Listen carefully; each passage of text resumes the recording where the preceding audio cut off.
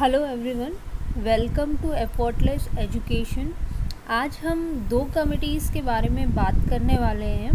पहली है हमारी राम मूर्ति कमेटी 1990 और दूसरी है जनार्दन रेड्डी कमेटी 1992।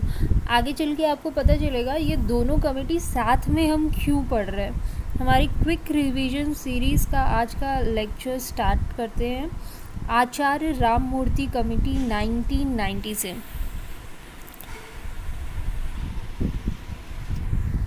1990 में आचार्य राम मूर्ति समिति आई या फिर आचार्य राम मूर्ति रिव्यू कमेटी के नाम से भी इसे जाना जाता है। रिव्यू मतलब समीक्षा करना। तो राम मूर्ति जो थे उनके अंडर एक कमेटी बनी, रिव्यू कमेटी बनी और उसका नाम पड़ गया राम मूर्ति रिव्यू कमेटी। एक्चुअल में ये रिव्यू कर किस चीज़ का रहे थे, किसकी समीक्षा करना था इनको करना था राष्ट्र शिक्षा नीति 1986 पे।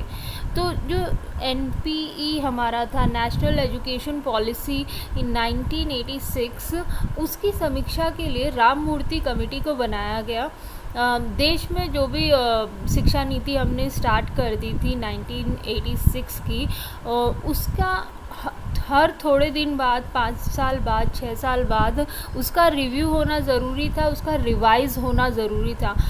तो उसके लिए उस उपलक्ष्य से आचार्य राम मूर्ति समिति बनाई गई। आचार्य राम मूर्ति की अध्यक्षता में हमारी जो पहली नेशनल एजुकेशन पॉलिसी आई थी वो 1968 में आई थी।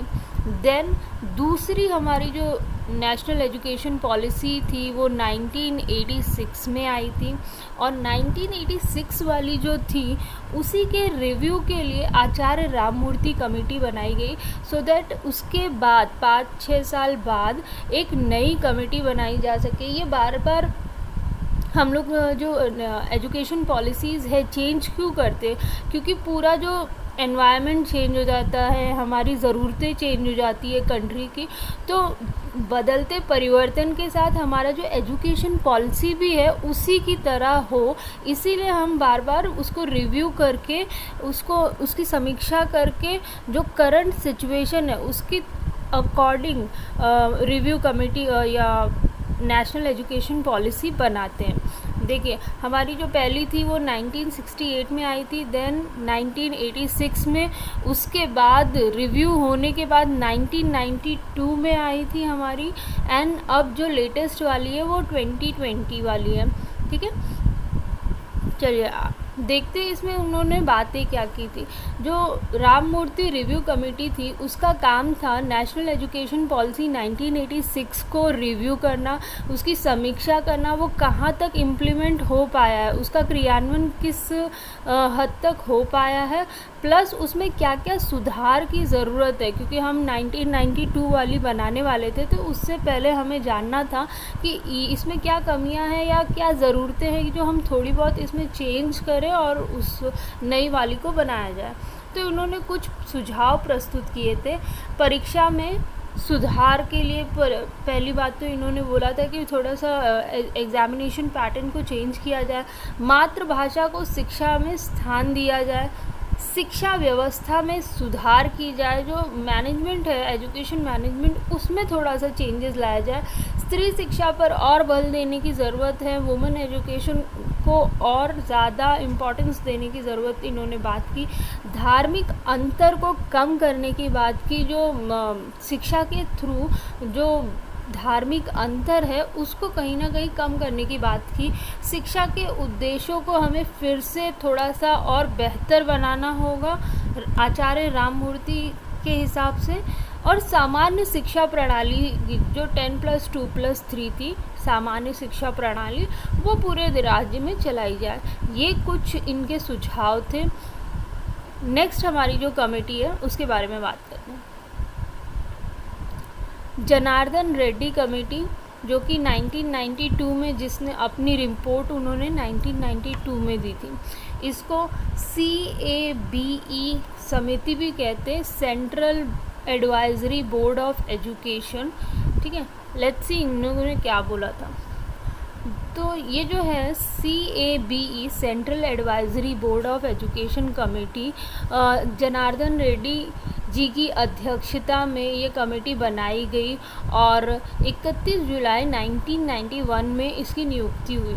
1991 में ये कमेटी बनी थी और इसने अपनी रिपोर्ट 1992 में दी थी, ठीक है। और इसका काम क्या था, ये भी एक रिव्यू कमेटी थी। इसका काम था जो आचार्य राममूर्ति जी ने अपनी रिपोर्ट तैयार की है उस रिपोर्ट की समीक्षा करना इसका काम था। तो राममूर्ति समीक्षा समिति जो थी उसकी रिपोर्ट को ध्यान में रखते हुए NPE के विभिन्न मापदंडों के क्रियान्वयन की समीक्षा के लिए समिति नियुक्त की गई थी।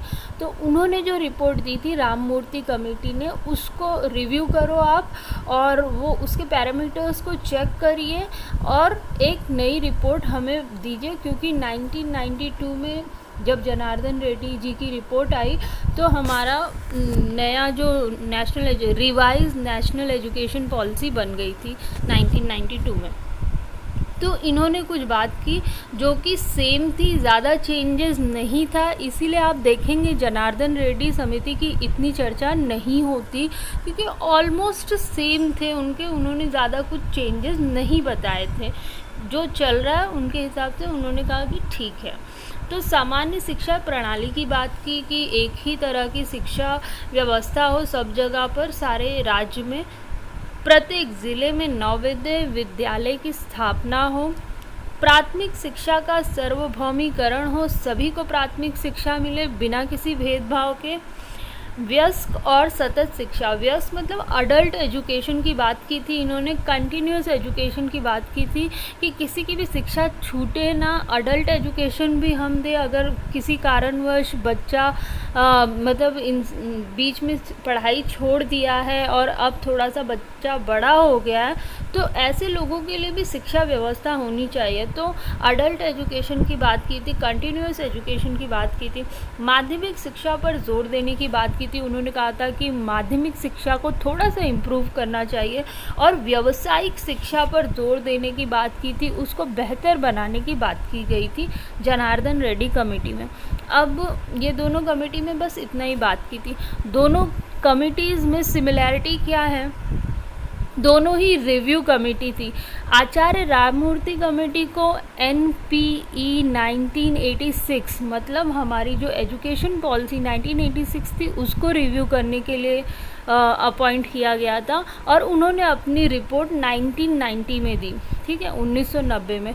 और दूसरी जो हमारी कमेटी थी जनार्दन रेड्डी कमेटी, उसको कहा गया था कि राममूर्ति कमेटी की रिपोर्ट को एक बार जांच करके बताए वो सही है कि नहीं, या उसमें कोई चेंजेस हमें करने, क्योंकि अब गवर्नमेंट को फाइनल अपनी जो एजुकेशन पॉलिसी है वो बनानी थी। तो जनार्दन रेड्डी कमेटी ने राममूर्ति कमेटी को रिव्यू किया और 1992 में अपनी रिपोर्ट प्रस्तुत की और 1992 में national education policy revise policy हमारी जो कंट्री की है वो आ गई।